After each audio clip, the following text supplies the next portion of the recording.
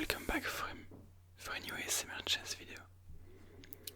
Today I want to present you a checkmate pattern called Boden's mate.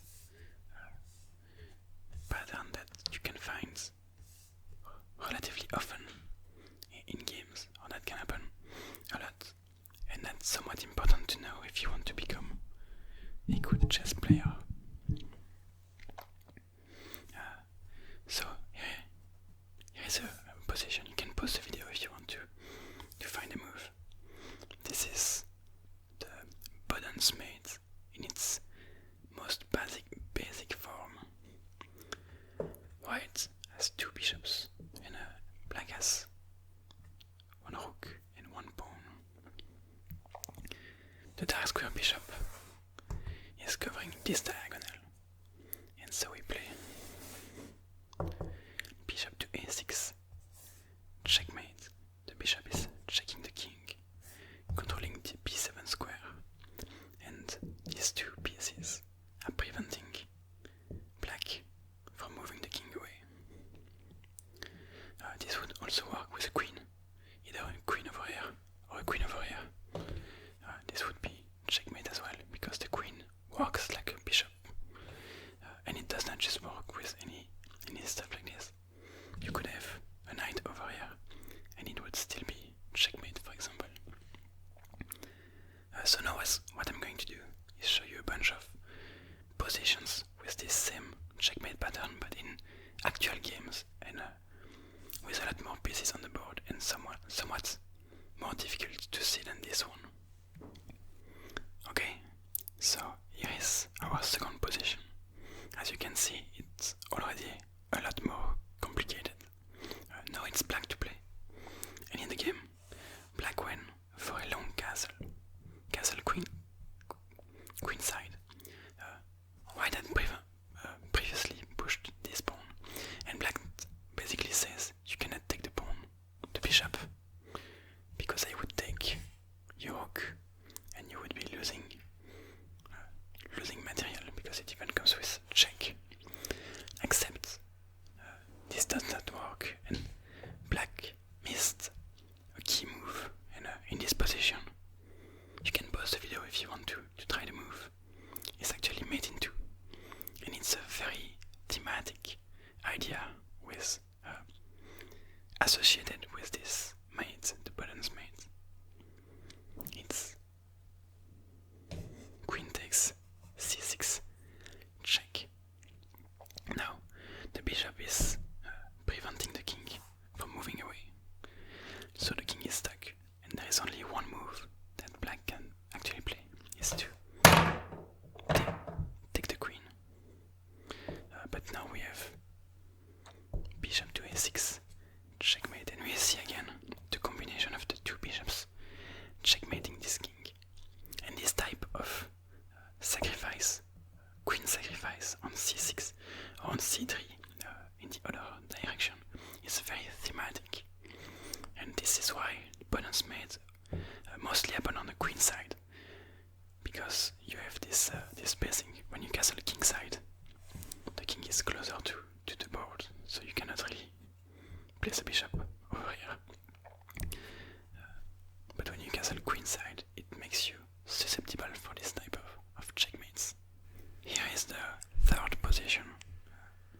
Now it's black to play. In this position, the player with black played queen to e8 to try and force the exchange of queens. But now there is again a mate in two with the same idea than previously. And the move is queen to h6, check. Now the king is cut off because this bishop covers the escape squares, and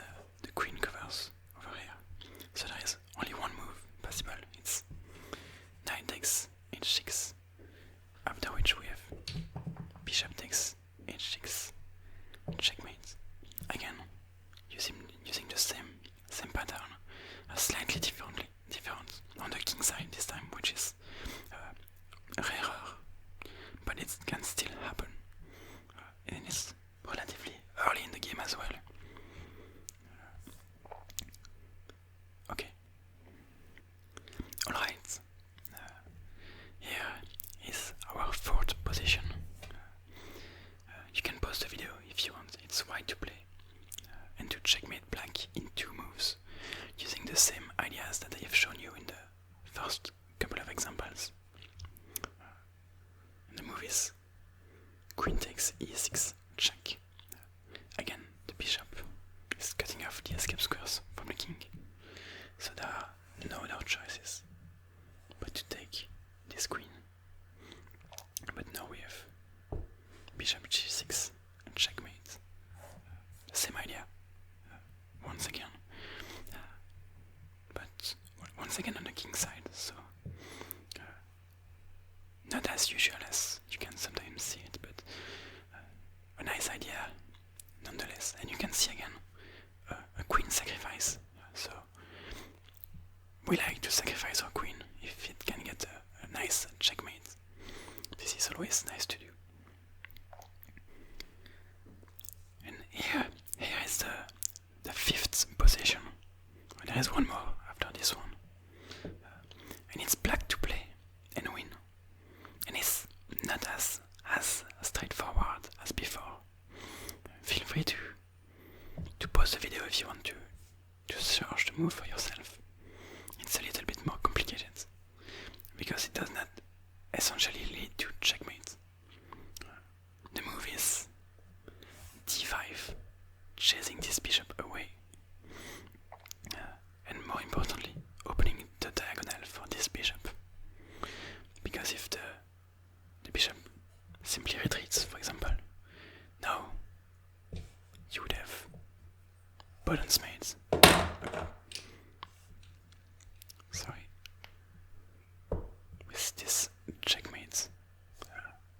So it's important to see this from both sides, as can very much happen for black as well. So basically, if we go back, I believe, to this position, black has to defend against the checkmating threat. So the best move is actually simply knight to b3, running into this. But again, this pawn is threatening the knight, and if you move the knight, there is a checkmate again. So you cannot even move this knight away. You need to sacrifice it and just move on, and accept that you just lost 2 pieces because of one little move. So this can be a deadly attack if you know when to put it in action. This little d5 pawn move just threatens to win 2 pieces straight away. And there is actually nothing that you can do. If you tried some other moves, you're going to lose more than 2 pieces. You can look at that for yourself if you want. If you want to try to move the knight somewhere else, now I can take, and there is still the checkmating threat. Or maybe not, actually. Okay, I just checked quickly. If you move this move, you still have the checkmate ideas, because there is bishop to a3, which still utilizes the Boden's mate, but a little bit differently. You cannot take, well, you could take, but now there is queen takes c3, checkmate. Not quite Boden's mate, but close to it, close to that. And if you don't take, and you, for example, try to move the knight away, now there is queen takes c4 check, and this pawn is actually pinned. So we have checkmate, and there is nothing that white can do about it. That's why you lose at least 2 pieces with this first pawn move.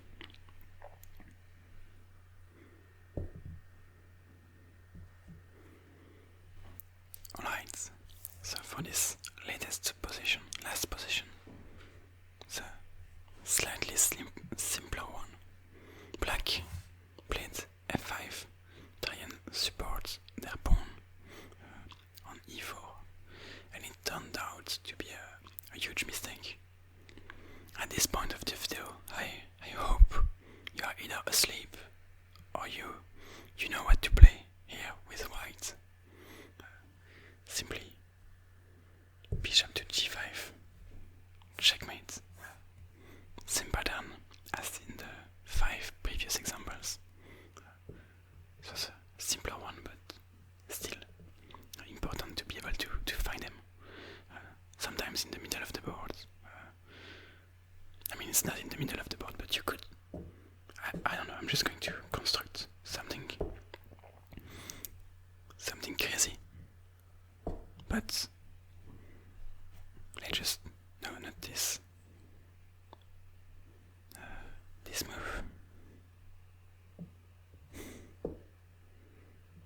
So we have like this. This could be in the middle of the board, Boden's mate. Of course, this is just something I made up on the fly like this. But you could have something like this arising in an endgame, where the king ends up stuck on the side of the board, either on the side of the board or with its own pawns. Let me try something. I'm going to clear a little bit the pieces away. I'm going to keep the bishops. Important. Something like this. Let's say we have king and 2 pawns. And the rook. The rook is still there. And you have something in the endgame like this. This could be...